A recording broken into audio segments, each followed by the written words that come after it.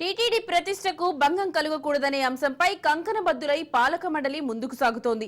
చరిత్రలో ఊహకు అందని విధంగా టీటీడీ నూతన పాలక మండలి సంచలన నిర్ణయాలు తీసుకుంది. టీటీడీ పాలక మండలి ఇంత డేరింగ్ నిర్ణయాలు తీసుకోవడం వెనుక కారణమేంటి? ఈ నిర్ణయాలు ఆచరణ సాధ్యమా అనేది ప్రశ్నీయాంశంగా మారింది.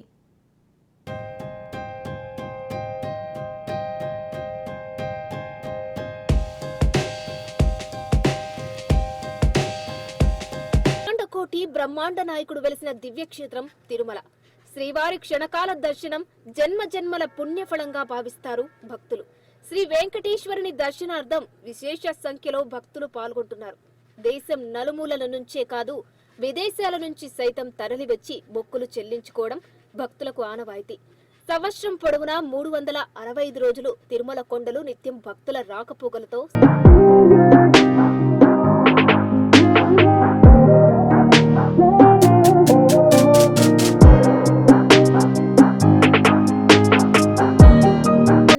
ప్రయాసాల కూర్చి తిరుమల తిరుపతి క్షేత్రానికి వచ్చే భక్తులకు ఎలాంటి ఇబ్బందులు కలగకుండా చూడడం, వారి నమ్మకాన్ని విశ్వాసాన్ని నిలబెట్టడమే కాదు, హైందవ ధర్మాన్ని విశ్వవ్యాప్తం చేసే ప్రధాన బాధ్యత టీటీడీపై ఉంది. అందుకు అనుగుణంగా టీటీడీ పాలక మండలి అనేక నిర్ణయాలు తీసుకుంటూ వస్తుంది. ఈ నేపథ్యంలోనే నూతనంగా కొలువుదీరిన 54వ పాలక మండలి అనేక సంచలన నిర్ణయాలు తీసుకుంది. టీటీడీ చైర్మన్ బిఆర్ నాయుడు పేరు ప్రకటించిన నాటి నుంచి ధార్మిక కార్యక్రమాలు, తిరుమల పవిత్రతే మా ప్రథమ బాధ్యత అనే ధ్యేయమని స్టేట్మెంట్ ఇచ్చారు. పలు కీలక అంశాలపై కూడా చైర్మన్ బిఆర్ నాయుడు వ్యాఖ్యలు చేశారు.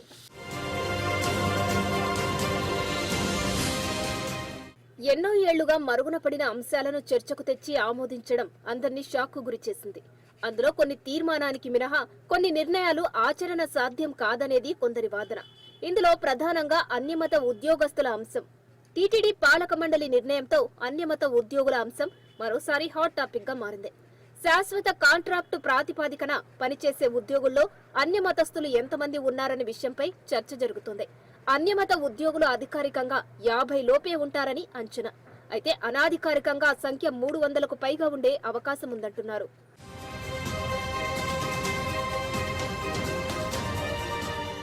APSRTC, TGRTC, KSRTC, TNRTC, AP tourism, IRCTC ఇలా అనేక సర్వీసులకు టూరిజం కోటాలో టికెట్లను కేటాయిస్తూ వస్తుంది టీటీడీ. ఈ టికెట్లను బ్లాక్ మార్కెట్ లో 5,000కు విక్రయించిన సందర్భాలు ఉన్నాయి. దీనిపై అనేక ఆరోపణలు వచ్చాయి.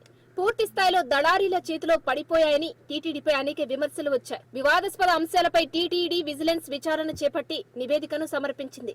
విచారణలో భారీగా అవకతవకలు జరిగినట్లు వెల్లడైంది. దళారులు టూరిజం టికెట్లను సైతం అక్రమ మార్గంలో అమ్ముతున్నట్లు వచ్చిన ఆరోపణలపై స్పందించింది టీటీడీ. విచారణ నివేదిక ఆధారంగా టూరిజం టికెట్లను రద్దు చేస్తున్నట్లు చైర్మన్ బిఆర్ నాయుడు ప్రకటించారు. తిరుమల విహారయాత్రగా చేసుకునే ప్రదేశం కాదని, పవిత్రమైన పుణ్యక్షేత్రంలో టూరిజం టికెట్లు కేటాయించాల్సిన అవసరం లేదన్నారు.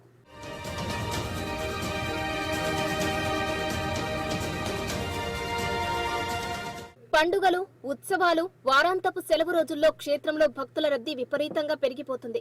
అధిక రద్దీ సమయాల్లో శ్రీవారి దర్శనానికి 48 గంటల సమయం పట్టే అవకాశం ఉంటుంది. ఈ సమయాన్ని తగ్గించి సామాన్య భక్తులు కేవలం 3 గంటలు మాత్రమే క్యూ లైన్స్ లో ఉండేలా చర్యలు చేపట్టాలని పాలక మండలి సంచలన నిర్ణయం తీసుకుంది. సామాన్యులకు వీఐపీ విధానంలో దర్శనం జరగాలన్నదే టీటీడీ పాలక మండలి ప్రథమ ఉద్దేశం.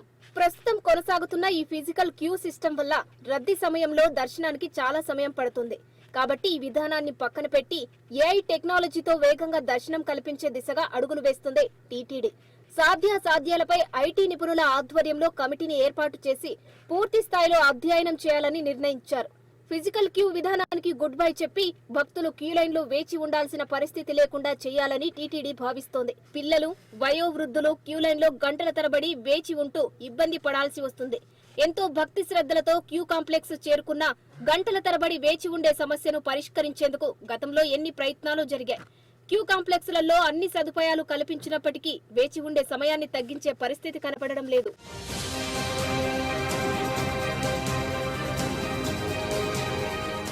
క్యూ లైన్లలో గంటల తరబడి వేచి ఉండే సమస్యకు చెక్ పెట్టడం కోసం త్వరలో వర్చువల్ క్యూ విధానాన్ని ప్రారంభించాలని టీటీడీ ఆలోచన చేస్తుంది.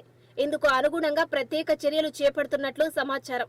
తిరుమలలో ఎప్పటికప్పుడు పెరుగుతున్న భక్తుల రద్దీకి అనుగుణంగా ఏఐ టెక్నాలజీని వినియోగించాలని యోచన చేస్తుంది.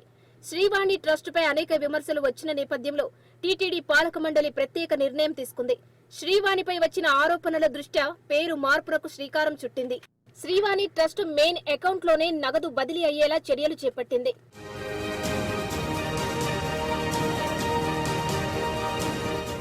మరోవైపు శారదా పీఠంలో అక్రమాలు జరిగాయని ఆరోపణలు వస్తుండటంతో అధికారంలోకి వచ్చిన కూటమి ప్రభుత్వం మఠం అంశాన్ని చాలా సీరియస్ గా తీసుకుంది.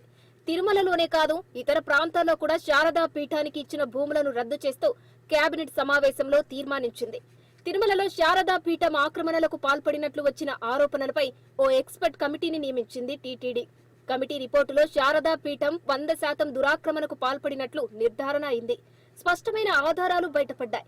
దీంతో టీటీడీ కొత్త పాలక మండలి తన మొదటి సమావేశంలో శారదా పీఠంపై కీలక నిర్ణయం తీసుకుంది. విశాఖ శారదా పీఠం భవనాన్ని మొత్తం టీటీడీ తిరిగి స్వాధీనం చేసుకోనుంది. తమ ఆధీనంలోకి వచ్చిన అనంతరం కూల్చివేయాలని టీటీడీ పాలక మండలి నిర్ణయించింది. ఈ నిర్ణయాన్ని త్వరలోనే అమలు చేయబోతున్నట్లు అధికారులు ఆఫ్ ద రికార్డుగా చెబుతున్నారు. ఇలాంటి కీలక నిర్ణయాలన్నీ మొదటి పాలక మండలి సమావేశంలోనే చర్చించడమే కాదు, ఏకంగా నిర్ణయాలు తీసుకోవడం హాట్ టాపిక్ గా మారింది.